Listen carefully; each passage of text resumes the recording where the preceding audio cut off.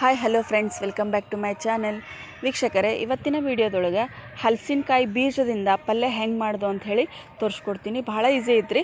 ಸ್ವಲ್ಪ ಇಂಗ್ರೀಡಿಯೆಂಟ್ಸ್ ಇದ್ರೆ ಸಾಕು ಇದು ಪಲ್ಯ ಮಾಡ್ಬೋದು. ಭಾಳ ಟೇಸ್ಟ್ ಇರುತ್ತೆ ನೋಡಿರಿ. ನಾನು ಫಸ್ಟ್ ಹಲಸಿನಕಾಯಿ ಬೀಜನ ಈ ಥರ ಬಿಡಿಸಿಟ್ಕೊಂಡಿನಿ. ಇದು ಹಸಿ ಹಲಸಿನಕಾಯಿ ಬೀಜ.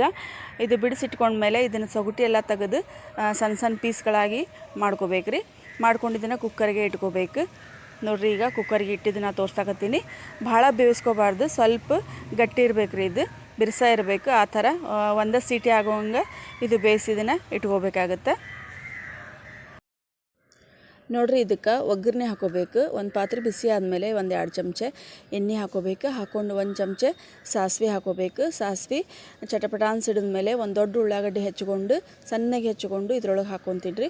ಕರಿಬೇ ಹಾಕೋಬೋದು. ಕರಿಬೇ ಒಣಗಿದಿತ್ತು, ಹಂಗಾದ್ರೆ ಹಾಕೋಲಿಲ್ಲ. ಕರಿಬೇ ಕೊತ್ತಂಬರಿ ಎಲ್ಲ ಹಾಕೋಬೋದು. ಆಮೇಲೆ ನೋಡಿರಿ, ದೊಡ್ಡ ಚಮಚೆಯಿಂದ 1 ಚಮಚೆ ನಾನು ಒಣ ಖಾರದ ಪುಡಿ ಹಾಕ್ಕೊಂಡಿನಿ. ಖಾರ ಜಾಸ್ತಿ ಆತಂದ್ರೆ ಇದು ಟೇಸ್ಟ್ ಇರುತ್ತೆ ರೀ. ಸಪ್ಪಾತಂದ್ರೆ ಟೇಸ್ಟ್ ಇರೋಂಗಿಲ್ಲ.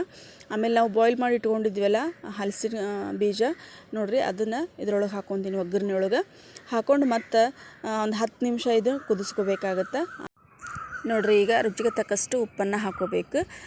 ನೋಡಿರಿ, ಭಾಳ ಅಂದ್ರೆ ಭಾಳ ಈಸಿ ಐತಿ ರೆಸಿಪಿ ಇದು.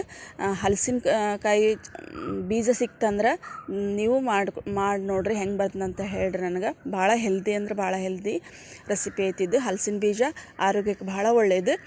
ಈ ಥರ ನೀವು ಮಾಡಿ ನೋಡಿರಿ. ವಿಡಿಯೋ ಇಷ್ಟ ಆತಂದ್ರೆ ಲೈಕ್ ಮಾಡಿರಿ.